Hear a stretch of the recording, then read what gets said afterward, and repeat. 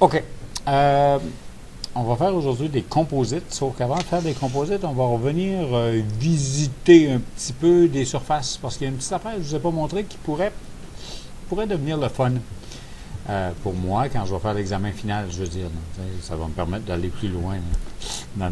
Non, c'est que ça permet justement d'aller chercher des formes plus complexes, puis c'est pour ça qu'on veut utiliser les surfaces. Pour faire des affaires carrées, il y a Part Design pour le faire, mais c'est qu'à un moment donné, quand Part Design ne fait plus la job, d'être capable d'aller chercher des fonctions surfaciques pour continuer à faire la job, ça peut devenir plaisant. Puis Katia est fort en surface, il faut lui donner ça. C'est pas pour rien qu'il est employé tant que ça dans l'industrie, c'est que capable de faire la job. T'sais. En même temps, il est capable de faire la job puis d'intégrer un paquet d'affaires, mais si on fait juste de la surface, ben, il y a des gens qui vont, par exemple, dans l'industrie du moule plastique, parce que c'est beaucoup de la surface aussi, les autres vont préférer utiliser des Rhino, des ci, des ça, pour faire, ou d'autres logiciels pour faire uniquement de la surface. Ça fait que c'est une autre histoire. Mais là, on va juste venir ici, faire... c'est qui, toi? OK, comme ça. J'ai pas pris le contrôle des ordis déjà? Ah! Contrôlons les ordis. Présenter. Donc, je vous contrôle. Cool. Donc, je m'en viens, puis on se rappelle, juste la petite passe, là, c'est que si on ne sait pas ou si on n'est pas sûr, puis qu'on veut sauver du temps, quand sélectionnant un plan, on va avoir tout de suite le point de vue, ben, ça vaut peut-être la peine d'aller chercher tout de suite le sketch positionné. Là.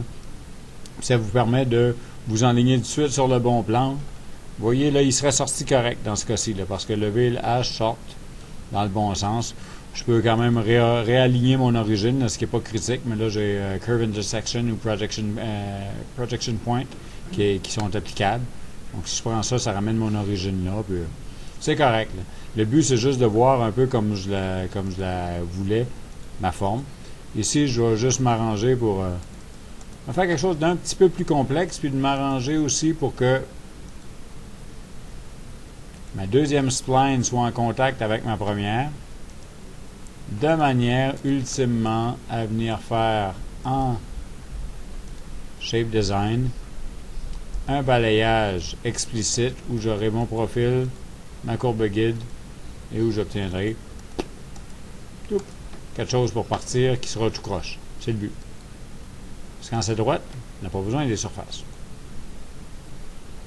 J'ai ça. Oh, le beau bleu poudre. Ça. OK, que j'aime mieux. Puis je cache celle-ci. Et je cache celle-là. Bon.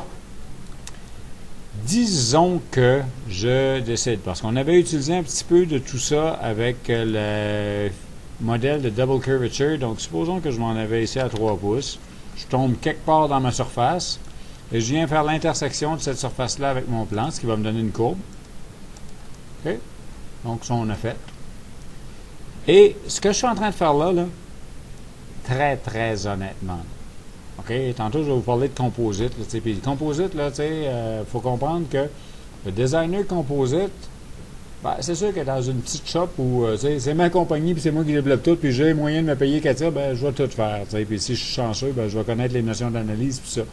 Mais j'ai fait un petit peu d'analyse et j'ai fait un petit peu de composite pendant 6 mois chez Bombardier dans le département de Pure Engineering. Et ce que je faisais, c'était faire des commissions. Là. Parce qu'il y a un gars d'analyse qui a ramassé de la géométrie qui avait été faite par quelqu'un d'autre à un autre moment donné. Puis ils ont analysé cette pièce-là ou cette forme-là.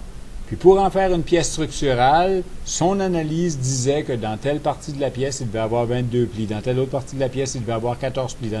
Donc, lui a fait une première analyse sur une coquille. Puis à un moment donné, nous, on recevait une espèce de vue isométrique de la coquille en question avec les zones de définies quasiment au marqueur. Là. Puis en disant... 22 plis, 14 plis, Puis la recette de cuisine qu'elle allait pour les 22 plis, c'était 0,90, 45, 45, moins 45, moins 45, et ainsi de suite. Mais pas moi qui décidais ça. Là. Moi, ce que j'avais à faire, c'est d'aller redéfinir sur la même coquille originale les vraies courbes et après ça, venir créer les plis composites pour que ça réponde aux recettes de cuisine qui avaient été établies. Ça fait qu'il y a une bonne partie de la job là, qui était juste de faire des courbes sur la surface. Et après ça, de migrer ces courbes-là vers le logiciel de composite qui était FiberSim, puis d'arriver à faire la structure qu'on voulait. Donc,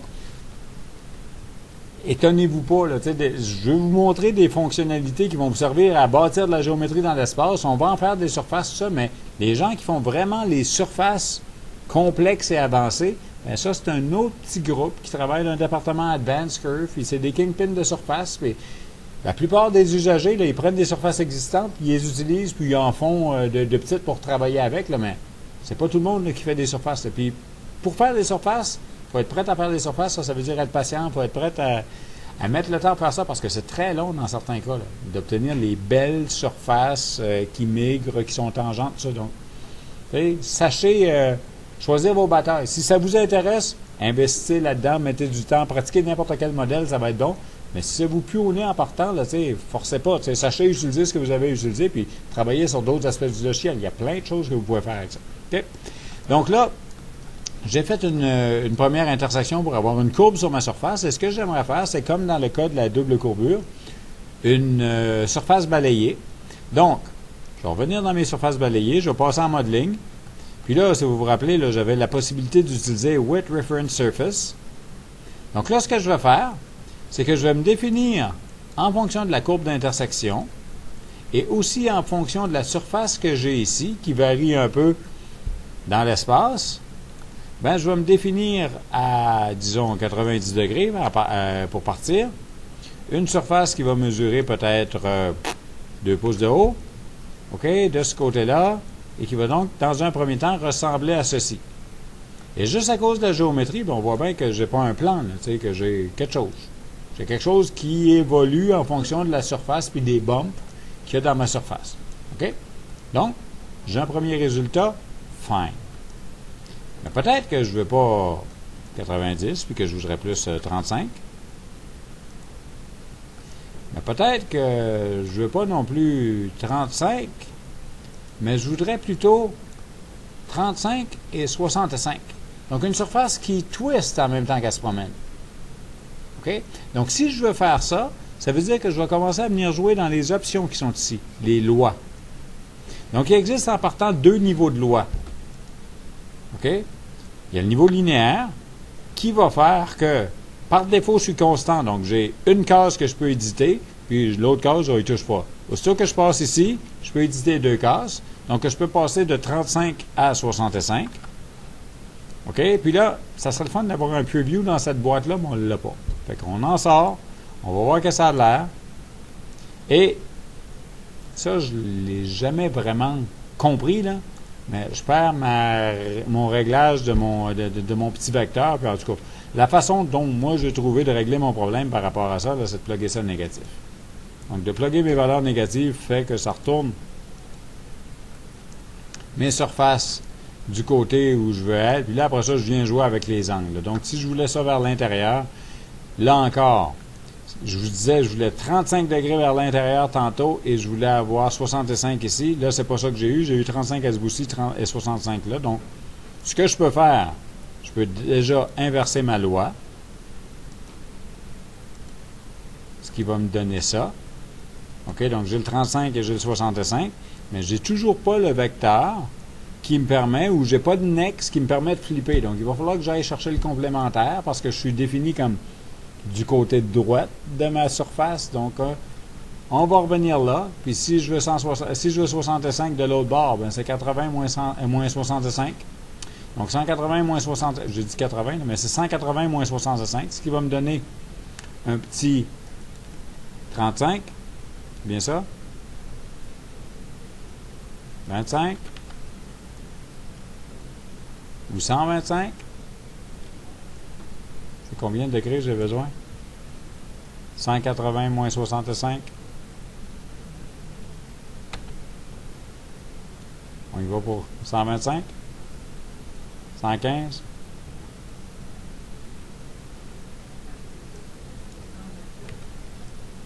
Et 115 d'un côté, puis là, si je veux 35, ben, je vais tomber à 145. OK? Ça va vous prendre une calculatrice, là, au final. Donc, j'ai ce que je voulais. Donc, il me reste 35 degrés ici. OK, 145 plus 35, ça me donne 180. Et 115 plus 65, Ça me donne encore 180. Donc, j'ai obtenu. Puis, vous m'excuserez, mais je sais juste pas comment le régler plus facilement que ça. Là. En tout cas, je le gosse de même, puis ça marche. Mais on y arrive.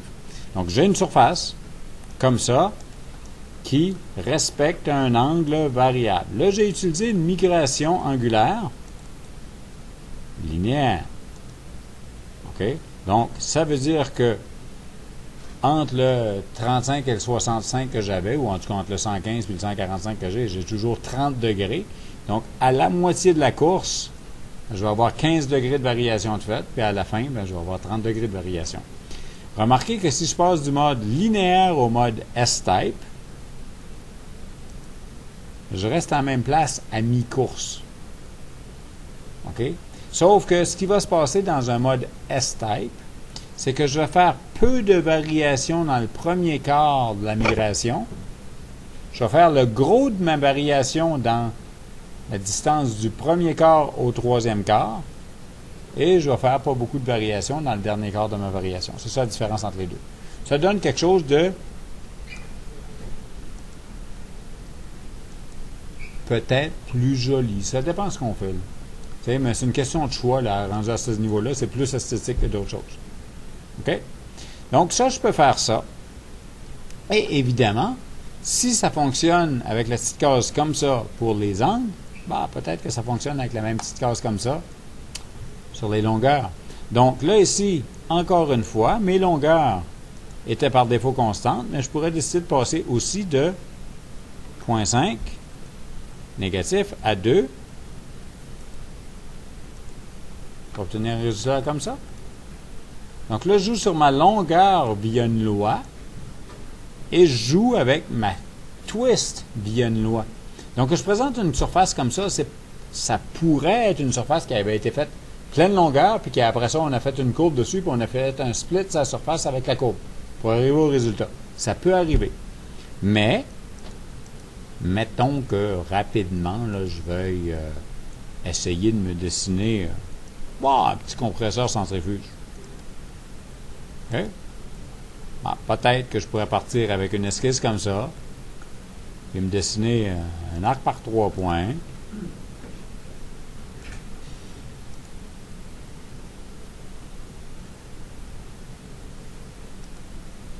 Un axe.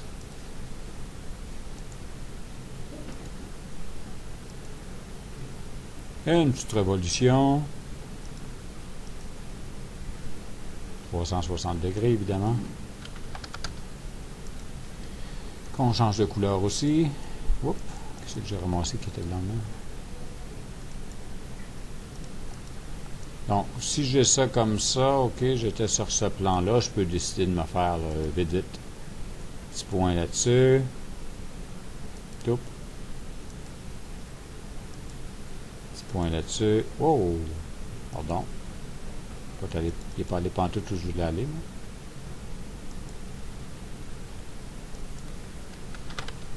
C'est ça que je veux.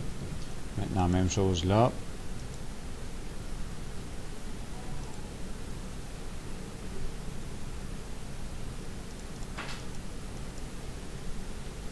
Mettons quelque chose de même. Là. De toute façon, ce que je vais faire ne volera pas, ça fait que c'est pas dramatique. Donc, une ligne entre 2 points sur la surface.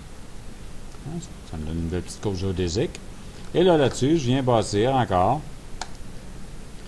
une surface de balayage par ligne sur cette surface-là, avec cette courbe-là.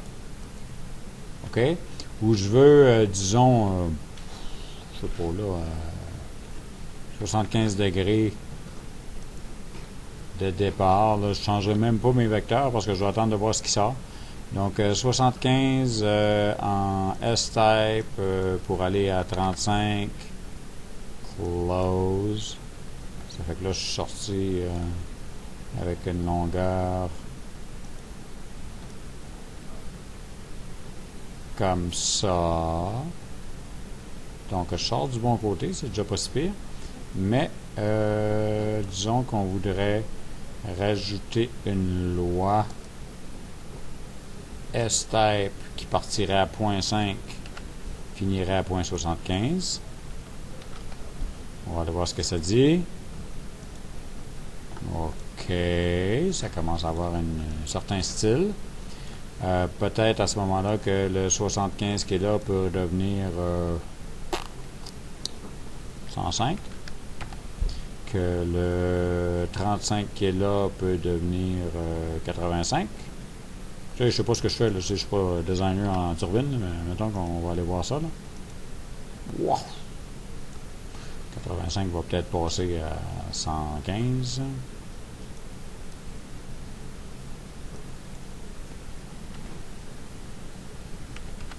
Et à ce moment-là, le 105 passerait peut-être à 135.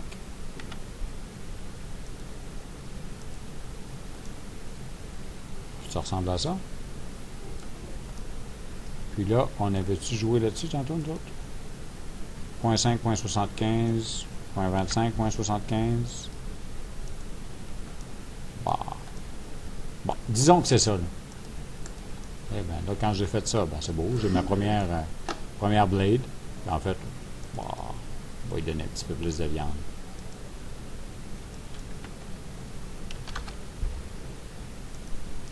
Après ça. OK, pour ça.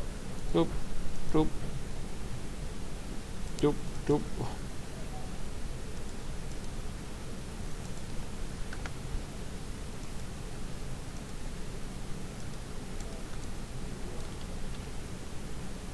Ça vole pas, là, mais c'est pas que c'est niaiseux à faire, mais c'est que si vous voyez une affaire de même, mener d'une démo, là, si c'est pas une pièce intégrale qui vient de chez Pratt ou qui vient de chez Rolls-Royce, c'est pas long à faire. Là. Et pour faire une démo, c'est beau, c'est correct. Ça a l'air bien fancy, là, mais c'est les commandes que je viens de vous montrer. Là, puis on fait des surfaces épaisses là-dessus, puis on vient de se pogner un compresseur axial. T'sais. On est bon. Et c'est même pas des vraies surfaces. C'est juste chaud de boucan. Une démo qui se fait en classe. Mais c'est juste pour vous montrer que si, par contre, vous fouillez ça un peu, bien, vous avez les possibilités de le faire. Rajouter des petits rayons. Là, vous mettez de la viande dans vos modèles. C'est ça l'idée. Vous avez un outil pour jouer. Là. Oui? Ah, écoute, si tu as des données qui te permettent de te positionner spatialement, tu peux faire, parce que j'ai vu ça, là, le prof ou l'élève qui parle de son prof qui a fait une corde, parce qu'une corde, c'est tout, ou un câble qui est tout torsadé, là, oui, c'est toutes des hélicoïdales, puis vous dites, ça s'installe là, puis on bâtit la géométrie, puis on fait des sweeps, et on va y arriver, là, mais vous dites, ouais, fais-moi une corde twistée, fais-moi un lasso. Puis là, on m'a regardé autrement, mais fais-moi un bout de corde. OK, fais-en un, puis fais-le tourner 8 fois autour de ton câble central, puis yeah. Bravo, tu sais, mais vous dites, rien de narvant là. Quand ça commence à soigner dans l'espace, tu as besoin d'un outil de main. Tu ne feras pas ça avec AutoCAD, tu ne feras pas ça avec SolidWorks, tu ne feras pas ça avec Inventor, tu ne feras pas ça avec Solid Edge. Tu vas faire ça avec NX, tu vas faire ça avec Katia, tu vas faire ça avec des logiciels là, qui permettent de te rendre là. Mais pas tous qui y vont. Là. Faire des affaires faciles, beaucoup de logiciels le font. C'est ça. Si tu veux tester quelque chose, là, tu ne fais pas un toaster, tu fais un avion. Okay. Donc, ça pour les surfaces, c'est, dans le fond, ce que je voulais vous montrer dans ce bout-là, là, c'est juste les cases, c'est juste les cases, on remarque-tu, il y a 4 opérations dans le modèle. Les cases loi. OK? Donc ça permet de faire des choses cute. Déjà, tu sais, que on peut faire par rapport à ce qu'on faisait avant.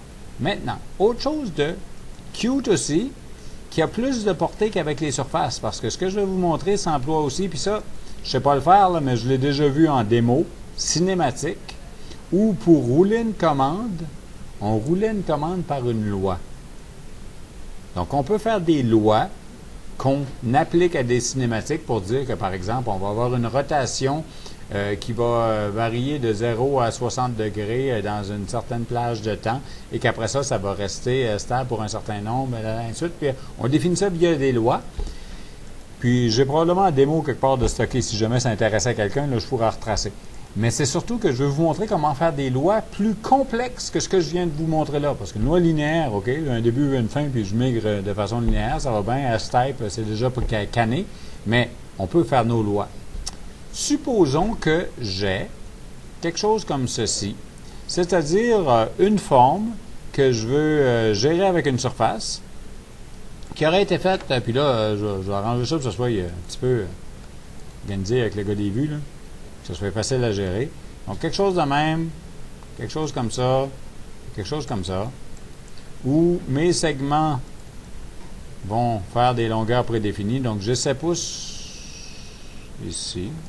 Comment ça fait qu'il est rendu vert, là? Comique. Ça, comme ça. On va mettre ça pour que ça soit visible 5 là. On va mettre ça horizontal. On va mettre ça peut-être 10. Donc, on va bien voir qu'il y a un bout plus long que l'autre. Puis, le rayon de 2 qui est là.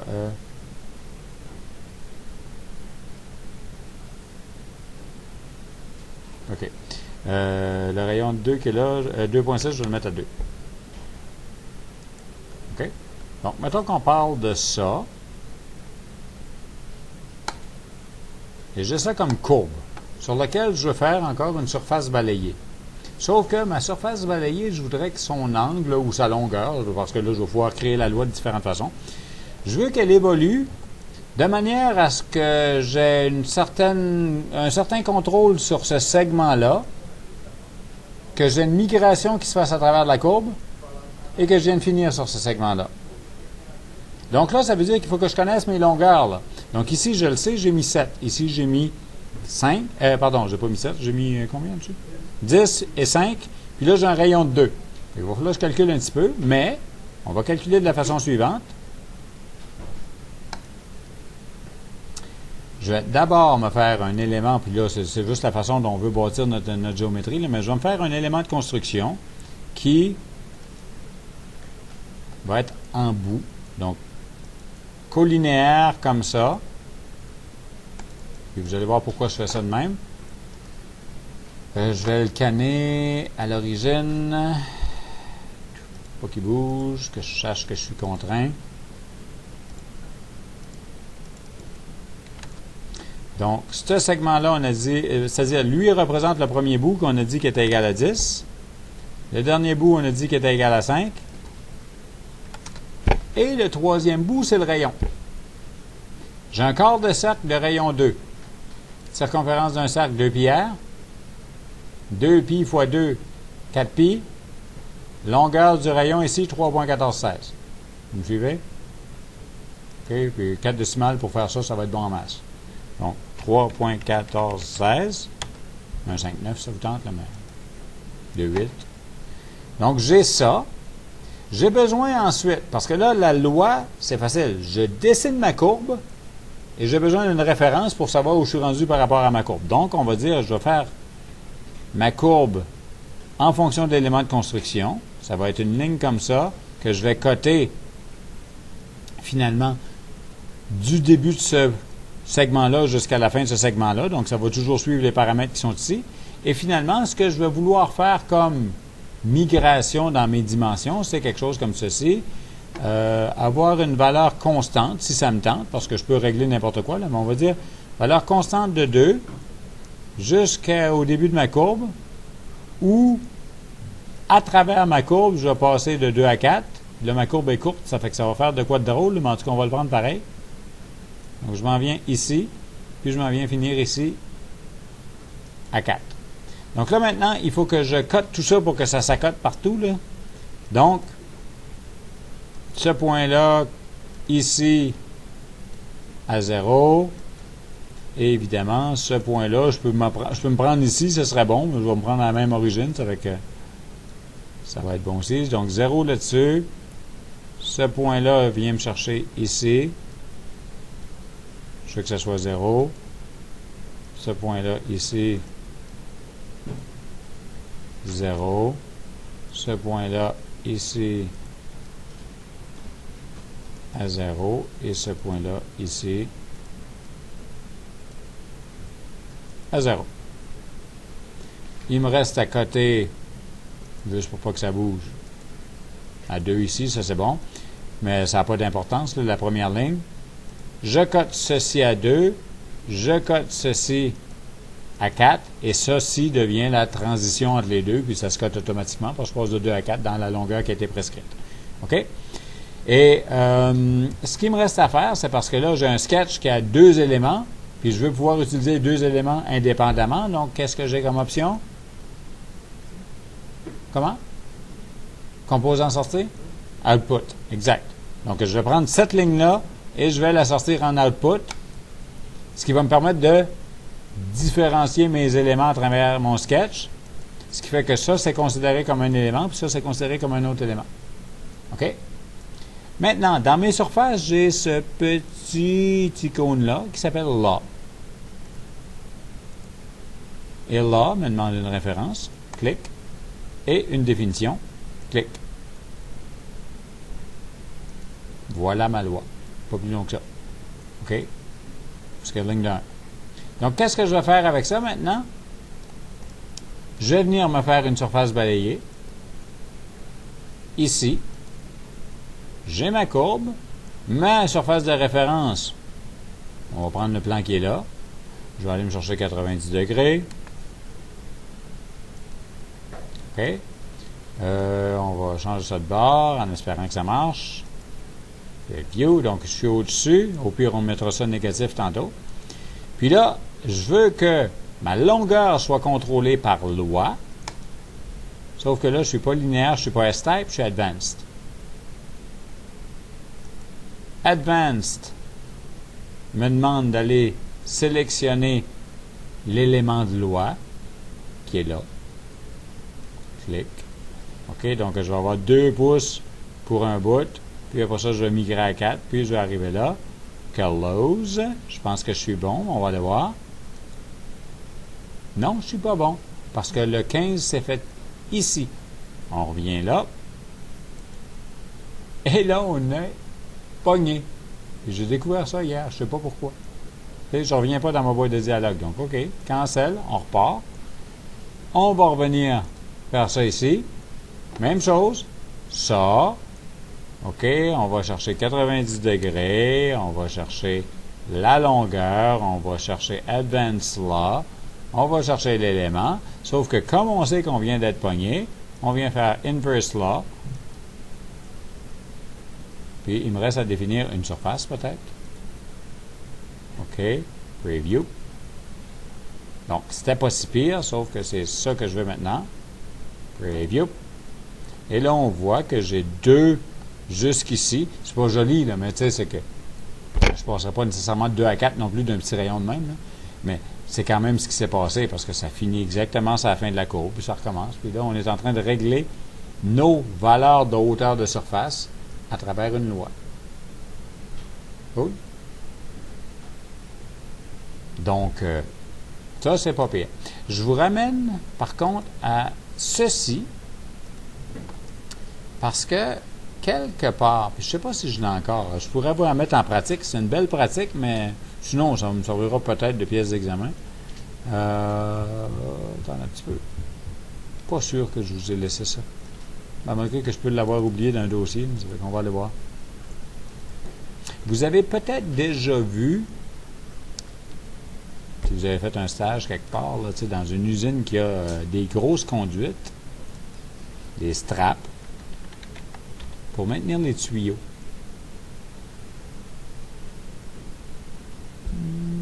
Sheave assembly. Non, c'est pas ça. J'ai pas ça là. J'ai peut-être ça dans mon compte. Si je l'ai, je vais vous en montrer, je ne vous la donnerai pas. Vous pourrez vous en faire. Non, non, c'est pas ça.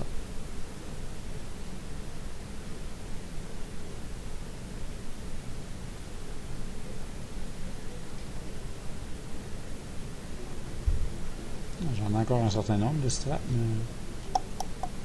Mais... les straps, de toute façon, si vous pouvez imaginer là, spatialement, tu sais, j'ai un tuyau qui passe en dessous d'un mur. Donc, j'ai le mur, j'ai le tuyau qui passe, et la strap est à côté à plat sur le mur, mais elle vient, puis elle tourne 90 degrés, puis elle vient passer en dessous du tuyau pour le supporter. C'est une belle migration de surface. Parce que je pars de droite, puis je tourne 90.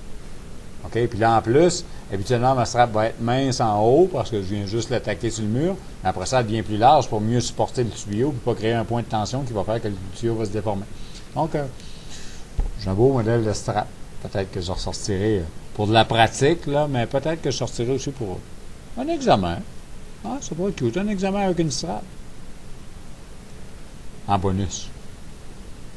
Juste en bonus. OK? Bon. Fait que j'essaierai de vous sortir ça. Good? Des questions là-dessus? OK? Donc, ça, c'est juste de la viande là, de surface. Là, on commence à toucher de l'avancée. Et puis, il y a plein d'autres affaires. Comme je vous ai dit, le cours de surface, c'est habituellement 5 jours, 2 jours de base, 3 jours d'avancée. Puis, et si vous aimez ça, là, il y a une infinité de défis que vous pouvez rencontrer par rapport à ça, parce que vous avez l'outil pour le faire. OK? Mais, il faut vouloir. Si ça va, j'enregistre ça, puis on passe au composite. Good?